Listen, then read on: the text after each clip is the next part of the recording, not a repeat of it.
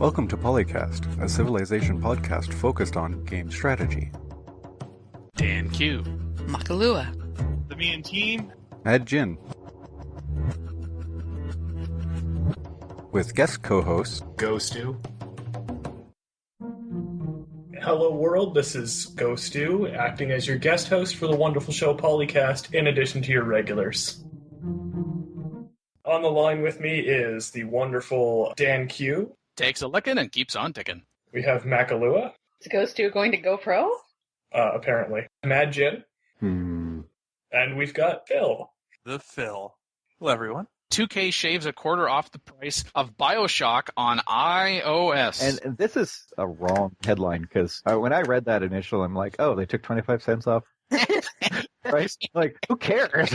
In other news, sun came up, sky blue. Brad Parfit on the 25th of September for the Market for Computer and Video Games, or MCV, says that as of today, the iOS version of BioShock for iPhone and iPad has been cut in price by 25%. Why, you may ask? Who is to say? Although there are certainly questions to be asked about the viability of premium price games on the Apple App Store. On the other hand, 2K's fellow iOS title, Civilization Revolution 2, continues to command a premium price. Wow. Almost 3 months after it was released. Can we conclude then that touchscreen-friendly intellectual property such as Civilization is fine at a higher price, and that the bigger issue is instead how badly first-person shooters translate to such devices? The answer to that question is no. I'd just like to throw out BioShock is a pretty old game now. It's from 2008. Maybe it's because games from 2008 go on sale before games from 2014. Although technically Civilization Revolution 2 is essentially Civilization Revolution from 2007 with some shinier graphics and a couple of new technologies and a leader here or two. So fair. I'm not editorializing in any way. You know, it's just a thought.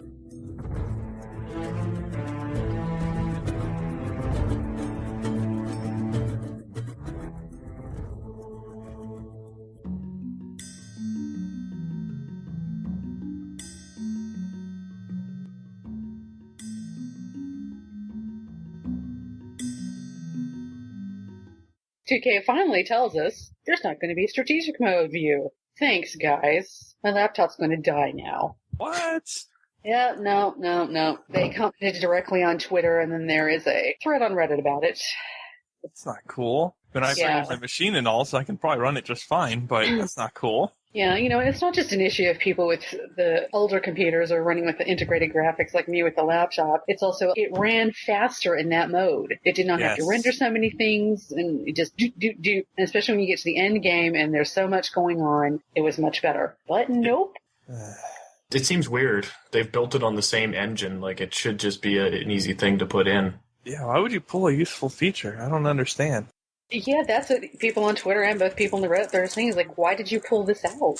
What really took me a little bit aback about this was not so much about the announcement itself. I mean, that was there. But the fact that this was a correction from publisher 2K, because in late August, this person had asked the question based on what Arcade8583 had said on the 21st of August, which was, thank you so much. That was worrying me to no end. Pre-order done. Tells me he asked the question. So he tweeted it to 2K through the Civ Game Twitter account, and they were told, yeah, there is a strategic view.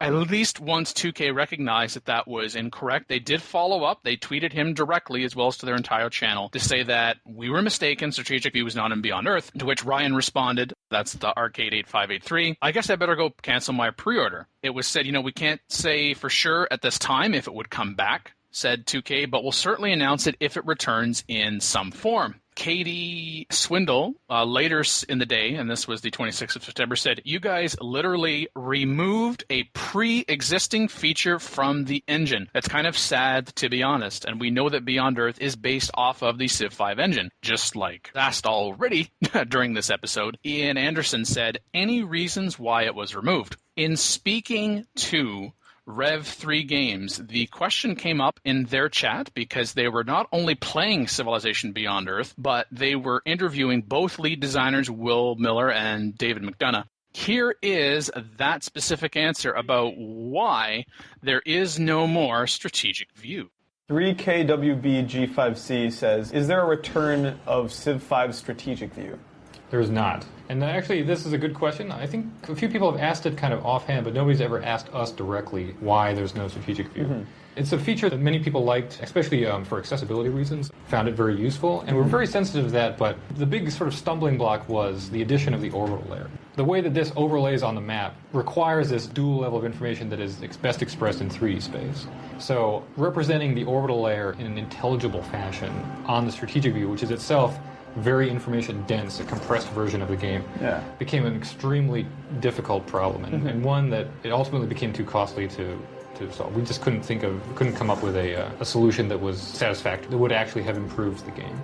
I think it would be helpful if that was also tweeted. Okay, maybe a little wordy, as said, for 140 characters, maybe an update to the Facebook page as well, just to get the word out. Okay, they made a mistake with the one guy, but they did something a lot of companies do not do, which is to reach out to him and admit their mistake. Although I don't like the removal of the strategic view, that does not strike me as a bad reason necessarily, especially if it would have delayed the release of the game or caused it to be rushed otherwise. So, and I'm not happy about it, but okay. I think they handled that pretty well. If they're going to take a feature out, I'd say that's the best possible reason. And at least they owned up to their mistake with that guy, so points for that. And also went directly instead of just announcing that to the general public and then letting that guy find out later, maybe too late to cancel the pre-order or something. I mean, it sucks, but that's the reality.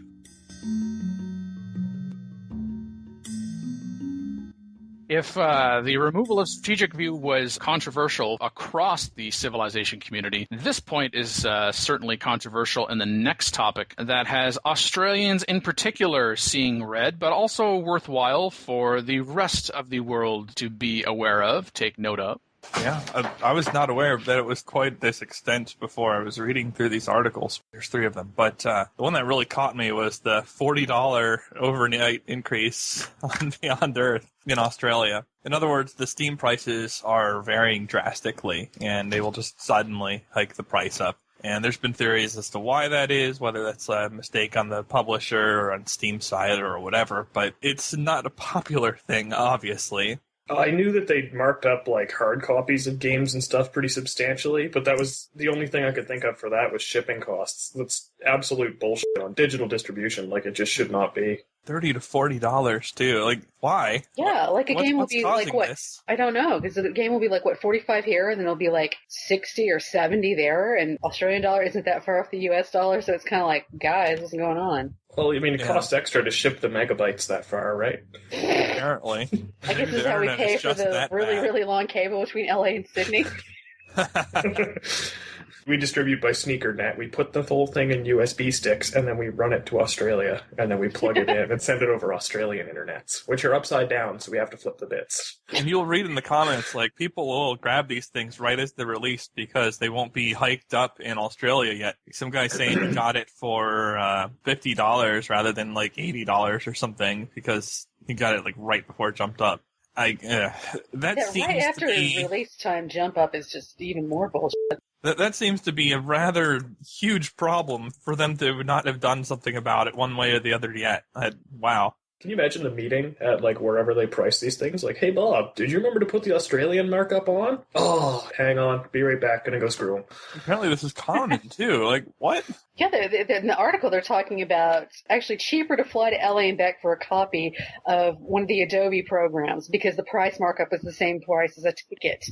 Wow, it's just terrible. And there's a couple distributors apparently that have at least bring it down for Australia.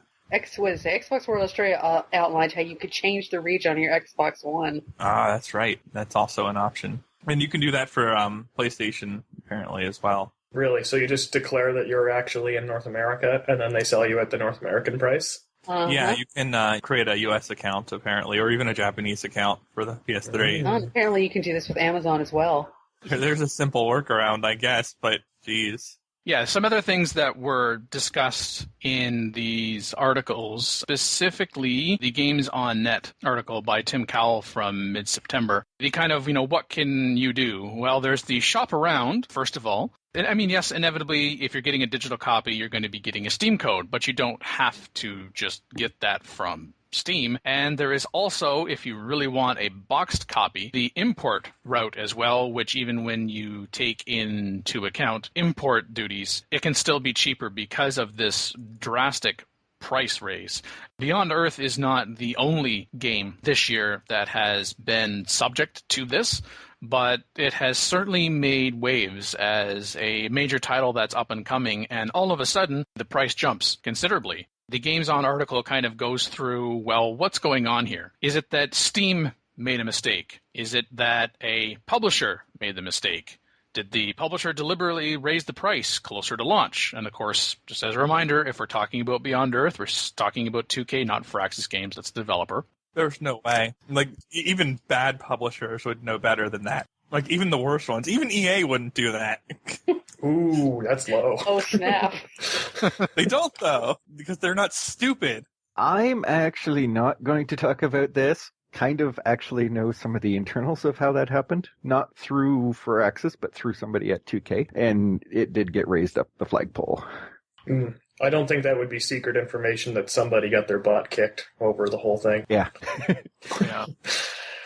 And the mistake is the most likely thing in these kinds of cases, I would guess, because other like deliberately doing this just stupid. I do know that people in the 2K community section did raise it, so it's not like you're being ignored. Other suggestion, which I think is the most outrageous, which was local retailers forced the publisher to raise the price. Even if local retailers wanted the price to be raised, which I could see that, it's like, hey, why buy it digitally and pay all this extra money when you can get it cheaper in the store? I don't see a local retailer being able to force a publisher to do that, particularly in 2014. No, Dan, you actually have the exact opposite. Local retailers do have the ability to force the raise in price, because if the price is not equal between digital and local, then the local stores will not buy the game and they will kick it out, and which point they stop getting shelf space for not just one game but for all of the games that publisher makes. That in itself, especially when you start getting things like Walmart and other places like that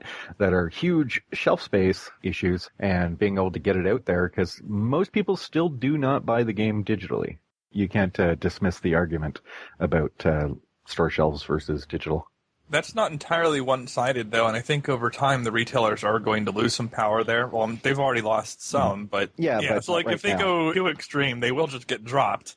I can see them applying pressure, but I think forced is a strong word. Too strong a word. That's business. It's called business. I could eventually see the digital distribution taking over, because there's few powers in the world more determined than nerds trying to save money. Yep.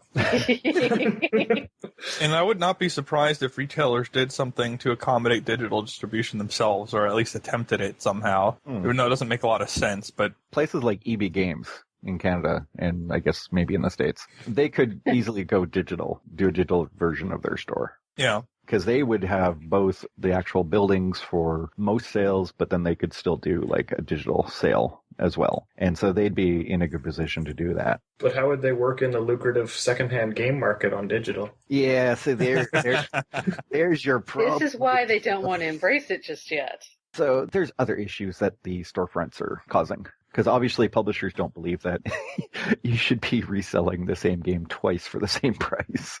So it's important that gamers brought this to 2K's attention, and as mentioned said, it has been being paid attention to. Of course, it's not just 2K that this has quote-unquote been done to, and I think perhaps more accurately people would turn around and say, no, actually that would be the consumer that it has been done to. So it is important for a consumer response, but Tim Cowell also gets to what an appropriate response actually is, because there are counterproductive measures when you are trying to raise an important issue. It can get lost in what you say when you say it in certain ways and you direct it to the incorrect party. As Tim writes, Australians feel attacked because, without any attempt to hide it, a company slaps them with an artificial surcharge that has absolutely no basis in reality for a digital product that doesn't actually exist. They've seen behind the curtain, and there's no magic, just a giant middle finger.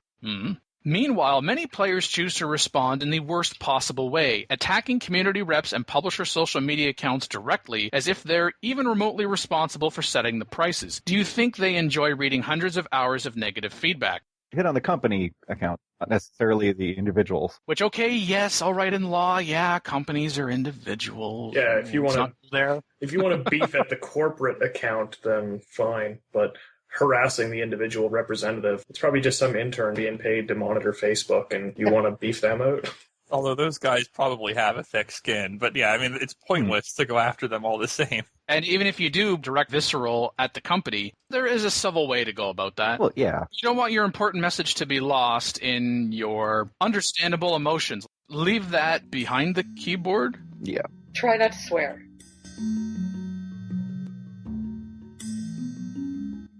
System requirements for the PC version of it, since we know that the Mac and or Linux version is going to be a little later. They've been out for a bit, but I think we haven't talked about them yet. So Windows 7, woo! Otherwise, processor is Core 2 Duo 1.8 or Athlon X2 64 2.0. Add some random numbers here. 2 gig of memory, of course, and at least a 256 meg video card, preferably the 3600. What, really? HD 3650? Jeez. I think I had a better graphics card than that last time. Yeah, but there's no way you're going to run the game decently on that. I'm sorry, because this is the same engine as Civ 5. There's no way. Like, you won't even be able to run a standard map decently on that. The game will start, but turns will be forever. Yeah, pretty much. It probably won't crash on you. It'll just take longer than... Yes, it's something about Intel integrated graphics, but don't. That doesn't work great with Civ 5. Come on, guys. Yeah, this is a minimum, and obviously the integrated graphics are for people with the laptops that didn't also buy a graphics card for their laptop. I tried one of those back in the Civ 4 days. My graphics card burned.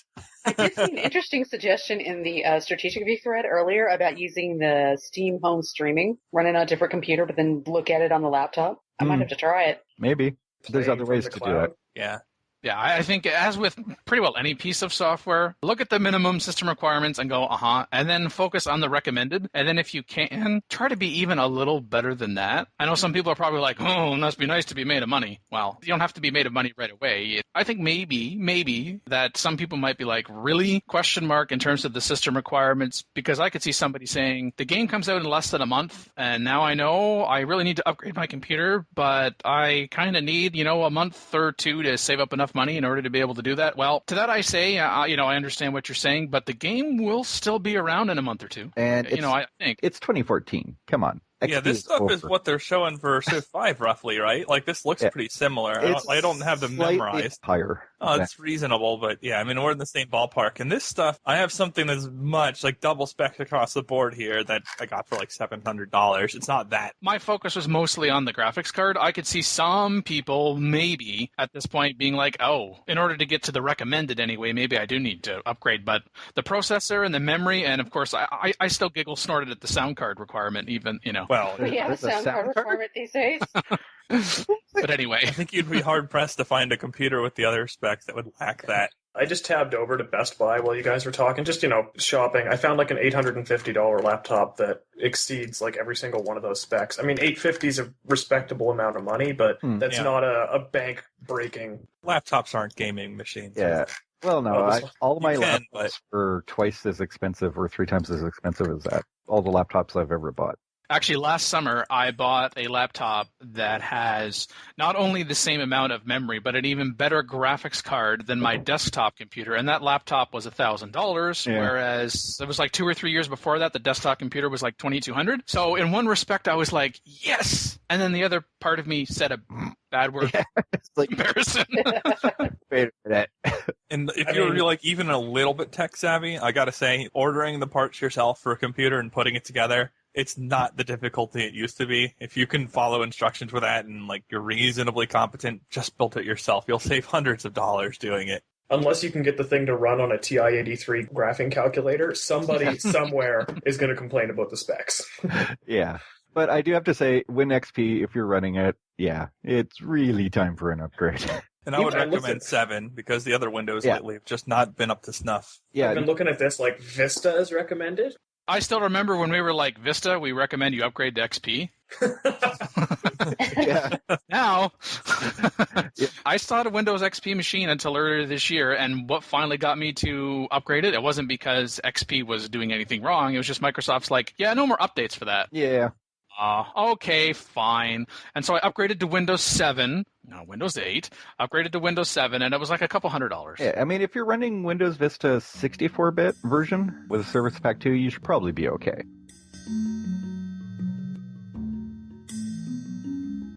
Rev 3 Games interviews Beyond Earth developers while they play. I mentioned that earlier in the episode. Trying to figure out what Civilization is, like how much of it we can change and still have it be Civilization, how to not alienate our core fan base, but bring in new fans and introduce this new science fiction setting, and how to deal with sort of the Alpha Centauri question. We're really honored that people kind of put this game and that game in the same place, or like at least have that hope that they'll be in the same place. But really, this is a different game, and the thing we say is that we draw from the entire legacy of Civilization, whereas, of course, Alpha Centauri was made 15 years ago and didn't have as much of that legacy to pull from. This game is more optimistic in tone than Alpha Centauri. I mean, in Alpha Centauri, you literally have the spaceship Unity arriving at planet with its leaders at each other's throats, and they break the spaceship apart, and that's where the game starts. This game is a little bit different than that. There's this tragedy or this great catastrophe that happens on Earth, but the game picks up hundreds of years after that, when the nations of Earth have come together to do this great thing, which is to perpetuate the species beyond Earth. This was published on the 7th of October, and as was amended in the description, because when I first saw this video, this was not in there, where it notes video begins at 12 minutes and 27 seconds in, because there is silence and nothing for 12:27. And then for some reason, at the very end of the video, they start playing some older Rev 3 features on Firaxis games and Civ titles. Like, the editing is bad at the beginning and the end. So set that aside. The content itself, there were some interesting things that came out of it. We already heard the response, the explanation as to why there is no strategic view in Beyond Earth in follow-up to a tweet about that happening. The most interesting information actually came out of not the questions that the interviewer at Rev 3 Games was asking, but the people in the chat. There were some Civ players clearly in the chat asking questions, and they were being asked well, and then again, the lead designers, Will Miller and Dave McDonough, were responding. Mandena says, with no great people, religion, or tourism systems, what replaces the micromanagement of those systems? Not having to do that? Having micromanagement. Right. It sounds like a problem that we fixed.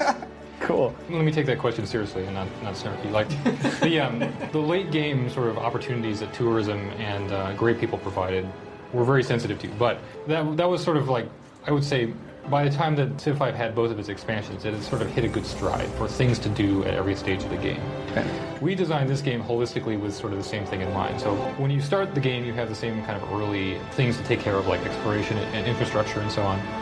But one of the things that makes our late game much more interesting is sort of the continued expansion of the orbital race. Like when your territory starts to really overlap and you need to maintain power there, you fight in the orbital space a lot more. Covert ops becomes a huge deal because everybody has spy agencies and are competing for attacks of opportunity, defense, trying to get intrigue up or down in cities. It's its own kind of miniature war in its own right. There's more than enough to keep your attention there. And then the big one is quests, particularly the victory quests. The attention will focus to executing and protecting your victory attempt, or watching for the other players to do theirs and attempting to unravel it. AI and the difficulty scaling. So here's a question from a Whirlwind86 who asks, in Civ 5, the AI at higher difficulties had some big advantages against the player. Did you integrate difficulty scaling differently in this than in Civ 5? Yes and no. So we integrated it that way, plus some other more sophisticated ways. Gotcha. So the AI does get advantages over you in the very higher difficulty levels. But we also spent a lot of time just flat out improving the way it contemplates the game and the way that it understands its advantage and power. So the AI is a little more shrewd kind of across the board. You'll notice that even on the normal difficulty levels, that you sort of have to know what you're about or pay attention to what they're doing so that you can thwart them at the right time. And on the higher difficulty levels, we sort of like take the shackles off of that and let them like really play efficiently. So less free stuff for AI, smarter AI? Well, we could always hope. That'd be ideal. Well, I'm sure once people get in and, check the game files, they'll find out whether or not that's actually true. Otherwise, I would always prefer a better AI at higher difficulty levels and then put little shackles on it, as they were saying, for lowering difficulty level to get down to medium, and anything below the Civ 5 version of whatever Prince is in BE, the player gets all the advantages. And I know we've discussed on the show before the comparison between, like, how do you make the game more challenging? Do you give the AI more bonuses, cheats, or do you actually try to program an AI that's more intelligent? And the question occasionally, or maybe more than occasionally, comes back to, well, there is this thing called money.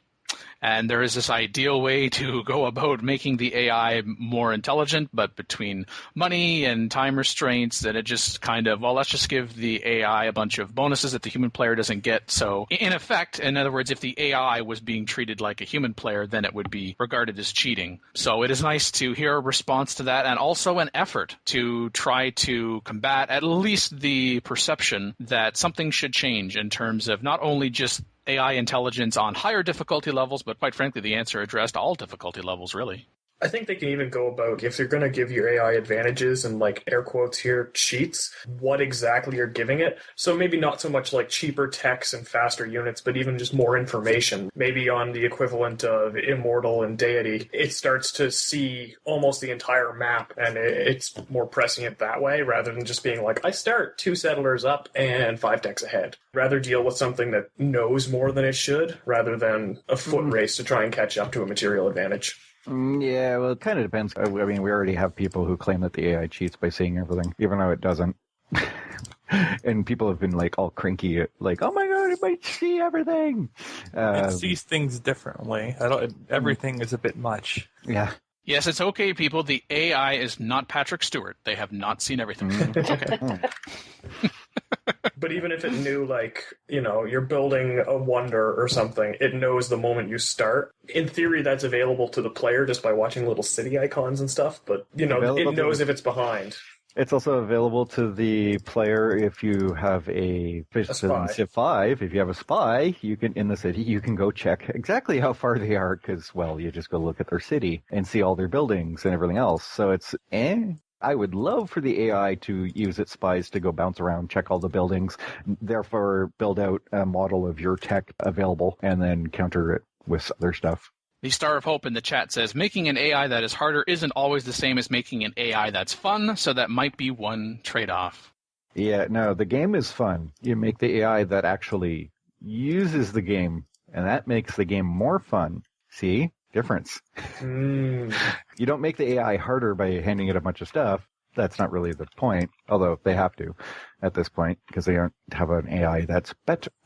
You don't make the AI that's fun. If you want to play fun, there's middle difficulty levels for that, unless you find playing on DD fun. I do, mostly. The question of what you consider fun. There are a lot of people out there who consider beating a good opponent more fun than just, hey, look, I've got free stuff. That's awesome. You could almost take it the XCOM route. Like, impossible difficulty there was less a matter of how do I win and more like how far can I get before you lose. You could add another difficulty above metaphorical deity here, like suicide, and it's just how long can you go before you lose, because they've given it so much stuff. The new level above Apollo, you land last. People would actually probably play that just for that. Half serious, half joking here, but I'm like, yeah, there is a difficulty level higher than what we see from the AI. It's called multiplayer. Yeah. Yeah, I guess. Multiplayer comes with its own strings attached. Competitive though, right? multiplayer, though. Mm-hmm. The only thing is, though, we don't want the AI to become too like a human. Could be like, hey, so I'd like to play a game, and the AI would be like, not right now, game exits. What? That would be hilarious. AI rage quit. I could go with an AI rage quit if you're just crushing it. In this interview, the AI also came up in another respect, and it had to do with diplomacy and affinity.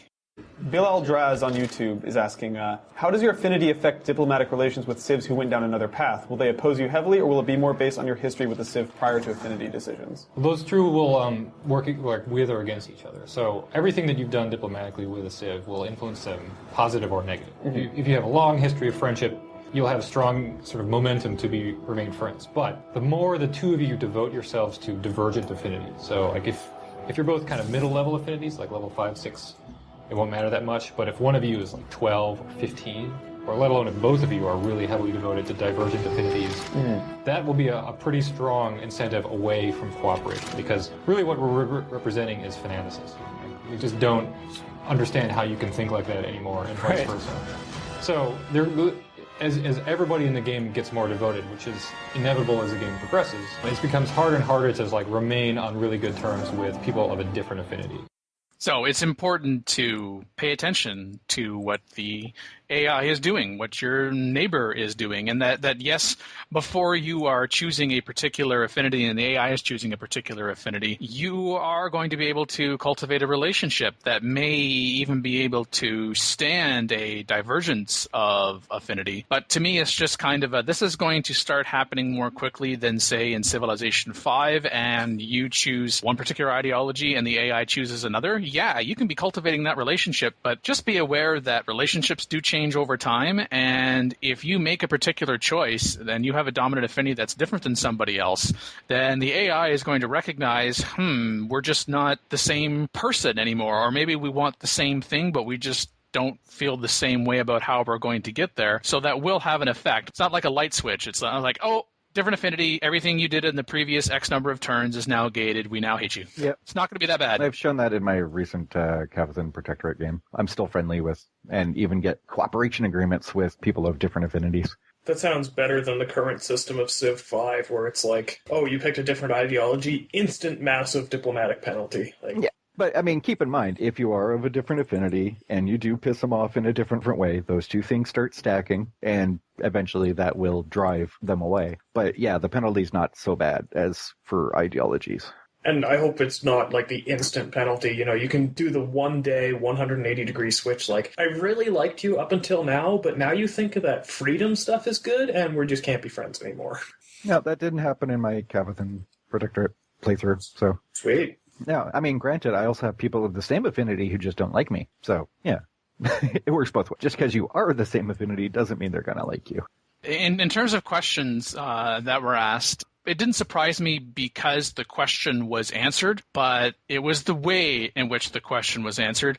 Abby the Observer on Twitch is asking, why can't humanity settle cities underground in the ocean or on top of mountains in the future?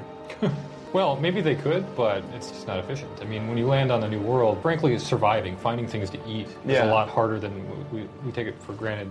We take it for granted on Earth how easy many things are for us because we evolved on this planet.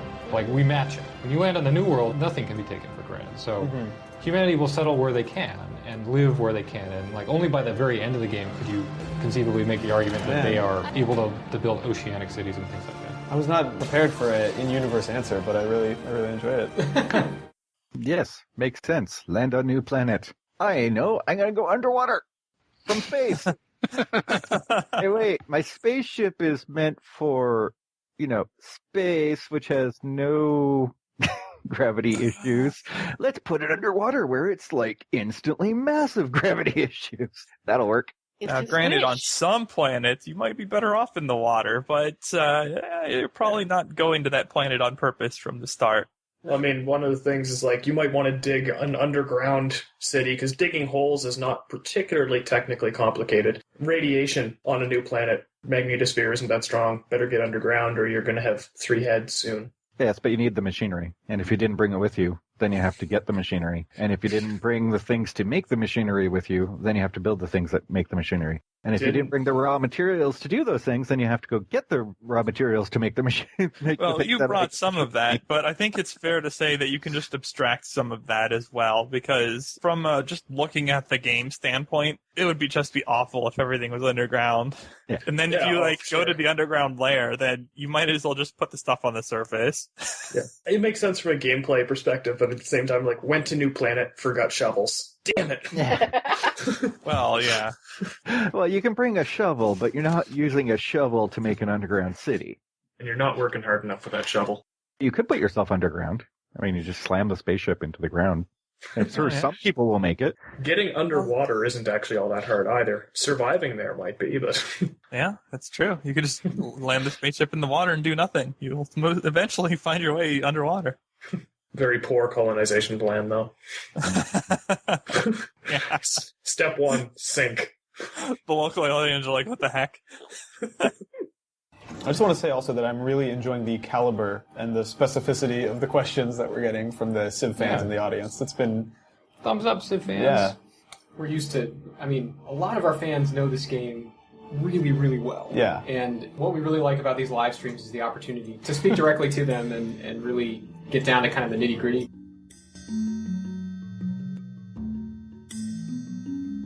Thank you all for joining us from Firaxis Games. My name is Pete Murray. Up till now on this live stream, we started out showing you the beginning of the game, how to interact with the aliens. We've shown you how the various systems in the game. We've taken it down deep under the hood and shown you how it works. But one of the things that we haven't done is we haven't done a straight up Let's Play. And so it seemed like it would make a lot of sense to do that for the live stream. So we're going to go ahead and we're going to begin a multi-part playthrough of Civilization Beyond Earth. I'm going to play as Brasilia. We're going to start at the opening menu and we're going to go through until we achieve a victory, domination victory. I like how he gives away what victory he's going for right away. Like, No, that was the intention. I think the aliens are going to win a domination victory. It's a 3-part series. There's something to be said for those kinds of Let's Plays, though. They can be amusing to watch now and then. What's this colony going to evolve into? You know, right now they're going to be focused on survival and learning about the world around them. But we'll have to see what happens from there. All right. So we are in orbit. Oh, and it actually looks like this is a pretty decent start right here. All right. I can't help but feel like, just comparing again to Civ 5, like Brasilia here is like a pretty war-heavy Civ back in Civ 5 and in the bygone past. Pedro would be so disappointed with you. What have you done? Why are you so angry all the time? Can't we just have Carnival? I enjoyed some of the comments, actually, on CFC. Mackie will appreciate this, and Majin too. Gigi Moyang says, how long will it last? Will Pete be able to end this game before the release? And Incessant May says, if he has enough caffeine, he can. It seems how it's already well underway. Yeah, he's going to be able to finish it before Beyond Earth is released on the 24th of October. But Majin, you also had a question for Pete, which he did answer in the thread. You asked, the only question, will Pete play a random map or the one I give him? Oh. To which Pete replied, random map, because you are evil, sir. Oh, yes. Pete Murray, the marketing associate at Civ developer Firaxis Games. And then Carl0413 says, so how evil is Majin anyway in regards to poor Pete? And Mad, do you remember what you said? Not really, but I'm sure you got it. I do. Your response was, quote unquote, quite. Yeah. I gave him a map that I had found, and, well, basically, the Terra-style map is not part of the game in BE. So anyways, there was a map that happened to scroll out like that, and it was a Brasilia game. And yeah, the starting position was completely surrounded by AIs. And I figured... What? Yeah. So I figured, hey, I'll just give this one to Pete, and he can play with that one. Because people on the forums and that were talking about, I wonder what you can do with a welcoming committee where you go and try and take out the AIs as they land. I'm like, this is the perfect map. I would not be surprised if Pete is playing that map. He's just not streaming it. I think he probably opened the map, looked to see what would happen after 10 turns and said, I went, oh, hell no. Nope. He noped it out. Yeah, because it was also on Apollo, so... Yeah. Oh. That was amusing to find out, because there was an entirely other continent over there with only aliens on it, too, so enjoy.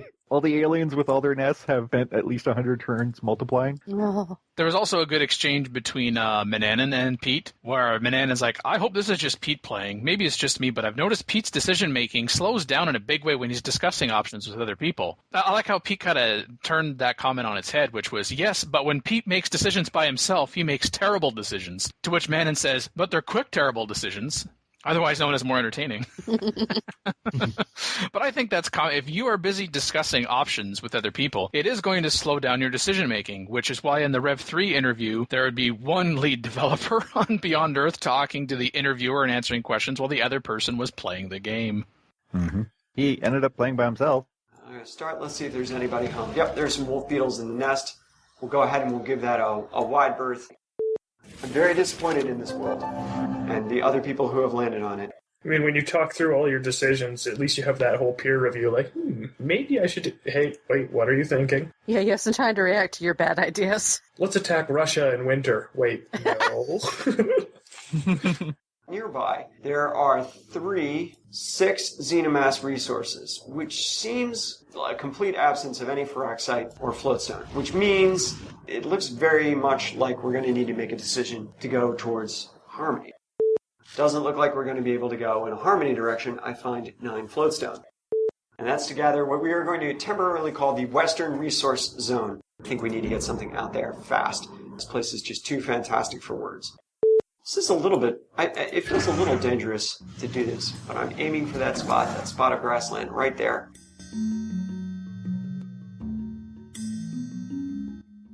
And still on the news front, because there's just so much stuff and things. The first Phyrexicon was held on the 27th of September, the first Civilization gaming convention from developer Firaxis Games. Yes, I know there was some XCOM stuff in there too. So, okay, first Firaxis Games fan convention in that case. I hope if you came, you had a wonderful time. All sorts of really great stuff in the course of the weekend. We had nearly 200 fans join us in Hunt Valley. If you didn't make it this year, we're hoping we can do it again. All of the panels were recorded, and the first one has been made available publicly. It was on the 8th of October, and it was an evening with Sid Meier and Jake Solomon of Firaxis Games, where Jake interviewed Sid.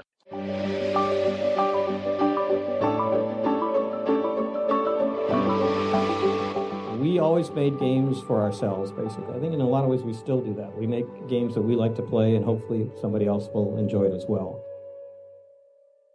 I've heard from other people saying, I have heard these answers before, so why bother? And I think in some cases, it's not so much the questions that are asked and answered, but how they are asked and answered. Because I have heard some of these answers before as well, but it was often in written form and like, yeah, it's interesting. But it was entertaining at times.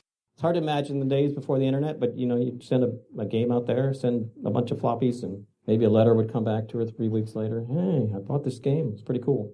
Here's what I would change, but, Not entirely different, that's fair. I mean, that's something that I think is one of the things that and being willing to listen to other people. I think that again... Did you say that when I was talking? Yeah. Did you seriously do that while I was talking? When you play the games of people who worked pretty closely with you, so Age of Empires or Rise of Nations, Brian Reynolds, Rise of Nations, XCOM, like when you play those games... Pardon me? XCOM, it's about a name, never mind. No. It's... I've worked with you for 15 years, Sid. Sorry. You got to hear about Sid Meier from his past to his present, and he also talked about his future.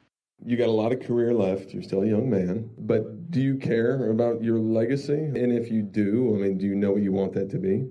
It really comes home at an event like this, where you see a father and a son, or a mother and a daughter. The parent has passed on their enjoyment of gaming, of a strategy to their child, and there's a bonding there, that I've experienced with my son when we play a game together. The opportunity to create those situations and those opportunities. On the other hand, I think if you start talking about legacy or something, you're kind of done. And I still have a lot of games I still want to write. A legacy of anybody is really not set, as far as I'm concerned, by the person themselves. That's what happens, particularly after the fact. Topics included whether games contribute well to society. Now, you can say no, but it'll be awkward. So please support your answer, okay, is what I'm saying here. Well, I'll defer that question to everyone here. What do we think? Yes, they are.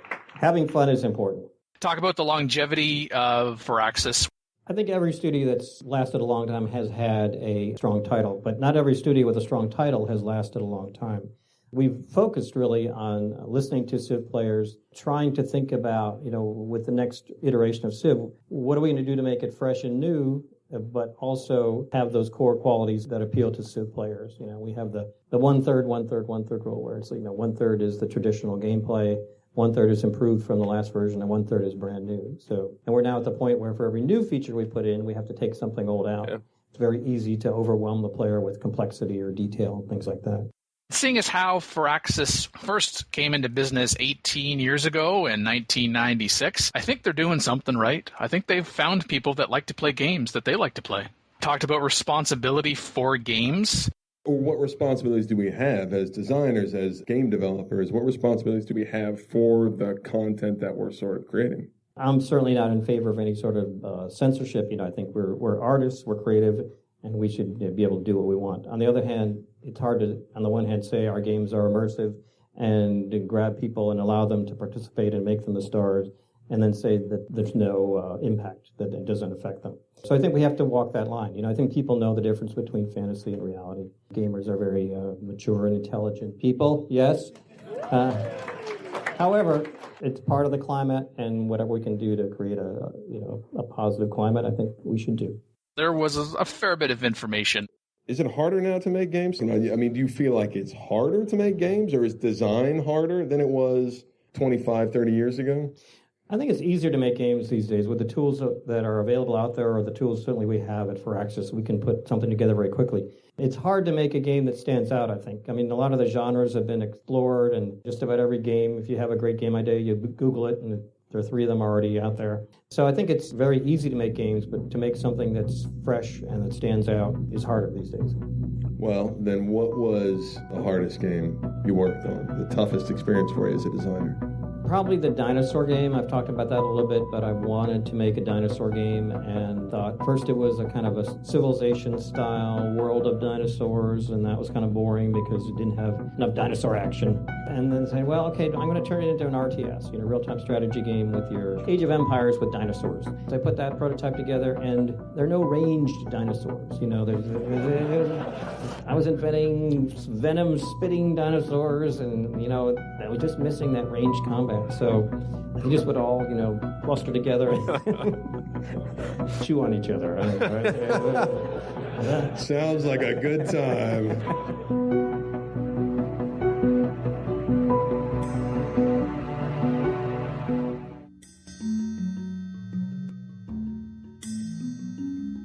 There is someone on the panel of this show right now that was there in more than just spirit. He was also there in mind and body, or at least body. Body, because I was still sleeping the whole day.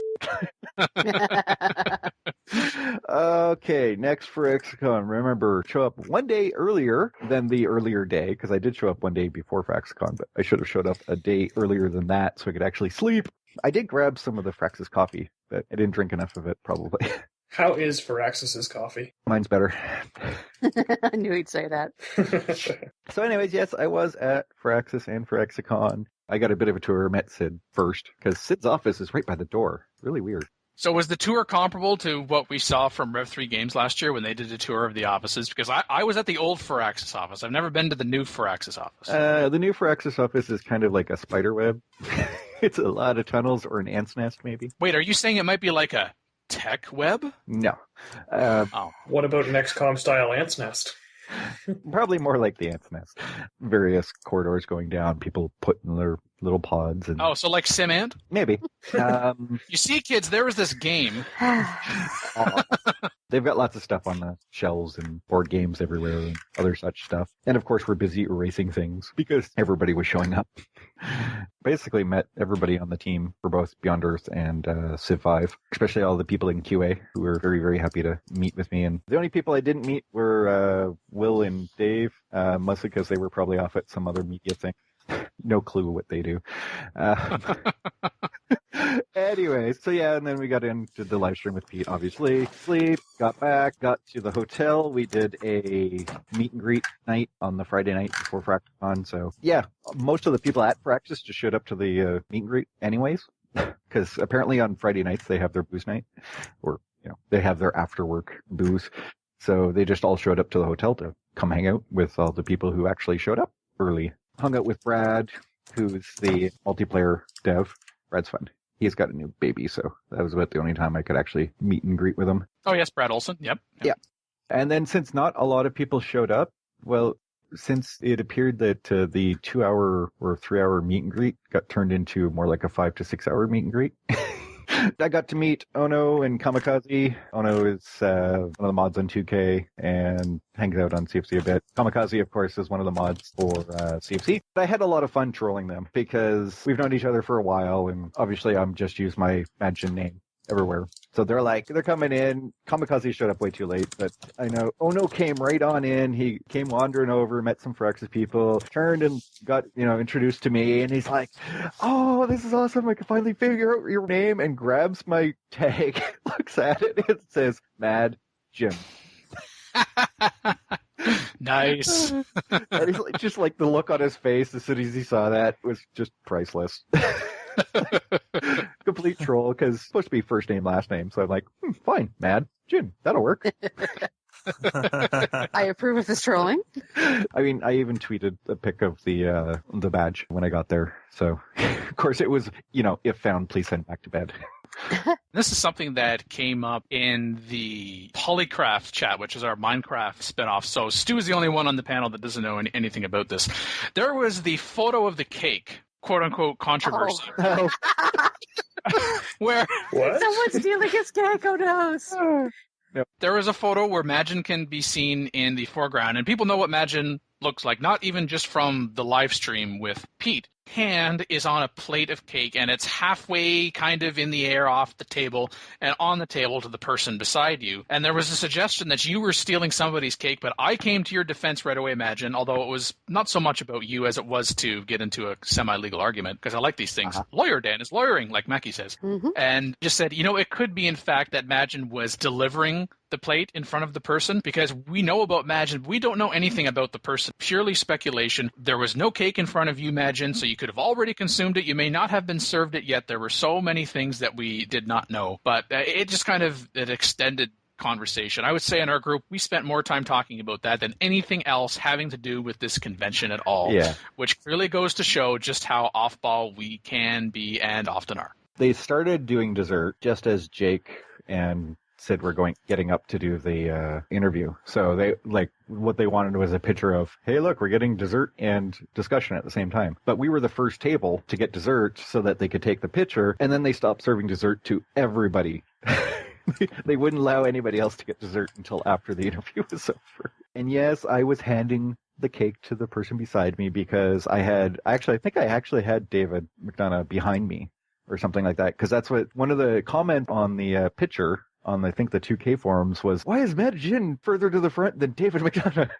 But it's like, just because of the way the tables were squished together, it was easier for us to pass the cake around rather than making them try and fight their way through the chairs. So did you eat your cake in front of everybody else then? Yeah, absolutely. Although probably most people didn't pay any never mind because they were busy looking at Sid and Jake.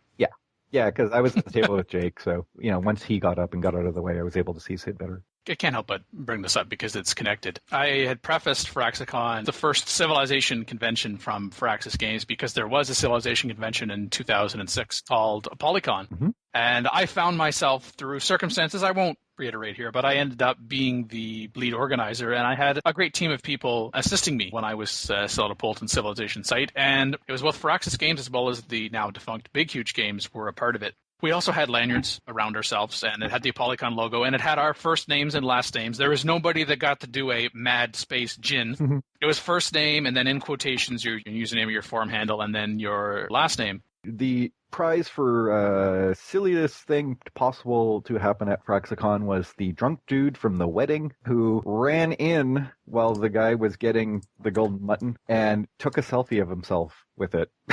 Drunk dude from wedding had to go try and spoil it with a selfie. What, there was like a wedding 2 doors down or something? Well, in the same hotel, there was a wedding at the same time. Yes. Or at least they were staying at the hotel. And of course, the chick who was running around yelling into our area, I think trying to find her husband or boyfriend, and yelling rather loudly, if that he is at those computers, I will kill him. Oh. Yeah, because, obviously in the same room as where everything else was going on was also where all the computers were for people to play Beyond Earth. But once it got past 10 o'clock, 11 o'clock at night, no one really paid attention to whether or not you were part of Firaxicon. They were still keeping an eye on stuff to make sure people weren't doing silly stuff, but it wasn't like, okay, get off the computer after an hour sort of thing anymore. There will be a next year. Maybe. Don't quote me on that. No. Well, we will quote you. Somebody will, anyway. Maybe. The Star of Hope actually says, we're expecting PolyCon 2015 to beat Firaxicon next year. Get on it, Dan. Oh, he's a smiley face. Uh-huh. I appreciate that notion, but I think if there were to be such a thing, it would be like a subset just because of the logistics. PolyCon 06 was a blast, but the cost, and this is a comparison, and you have to remember, this was also 8 years ago. The cost for registration for a PolyCon was $150 as compared to Firaxicon's $40, and part of that that was simply just because the number of people. Pete did say that there were about 250 people that were at Firaxicon, and I think it was supposed to be closer to 300, but some people got screwed out of their flights, right? Yeah, the whole Chicago problem. If there was a Firaxicon 2015, if I was able to go, the timing worked and everything, and man, if Phil and Mackie and Madge, and there's a lot of ifs here, it would be great to do like a PolyCast recording live. I've said this before, and that would be amazing. So maybe it's in the cards. Time will tell. You mean I wouldn't have to reach through the internet to slap you guys? Yeah. That's when we can finally do the sing-off. We'll do the sing-off live all together. You can do that? Run around the room trying not to get beat by Mackie. Next Firaxicon, next year, maybe we can do a PolyCast get-together, or even go crazy and have a Polycraft get-together. Or both. Why limit ourselves? Call in today. In North America, the number is 301-637-7659. That's 301-637-POLY. In Europe, 44121-288-7659. That's 44121-288-POLY. The only thing worse than being talked about is not being talked about.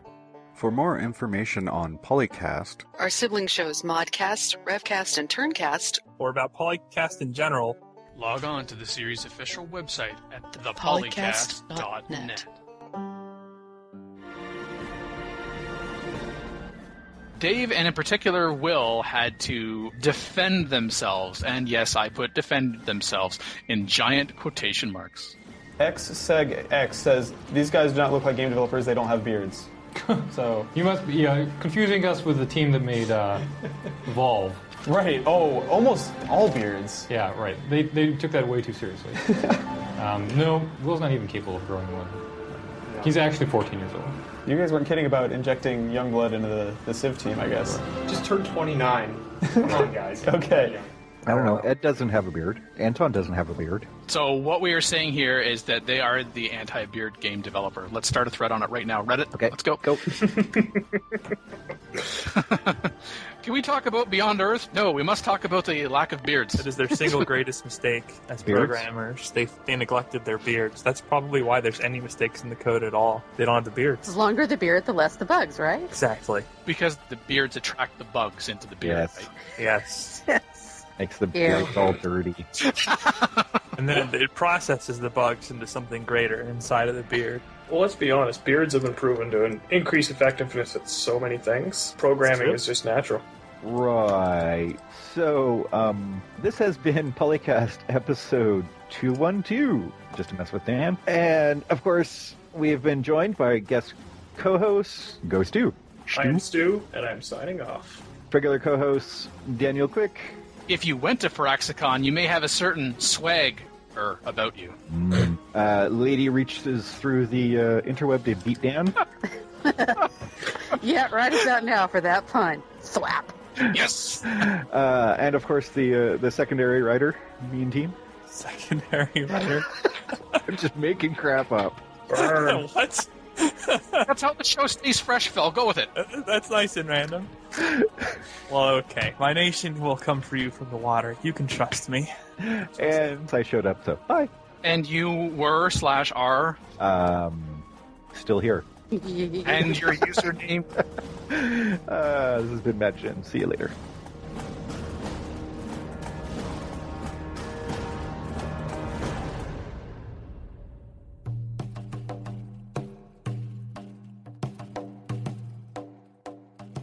Speaking of tearing into an ugly... What? Next topic. Me? What? Oh, crap, me. Walked right into that. That should be printed on a t-shirt. Oh, what, me? Crap. PolyCast every time. I just about sprayed my laptop with coffee. Well played. It runs better on coffee. Wait, no, I run better on coffee. Coffee is not a protective coating for electronics. Pro tip. You don't spray coffee and it runs faster? I've lost a few keyboards to coffee. Coffee's just engineer fuel.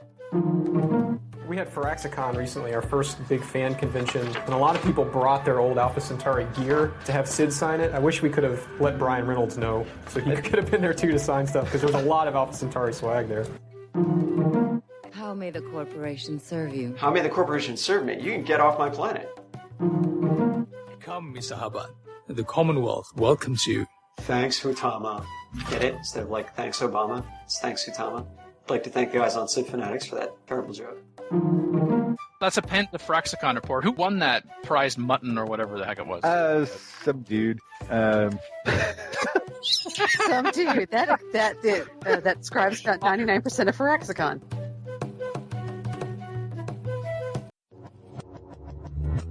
Record date October 11th, 2014.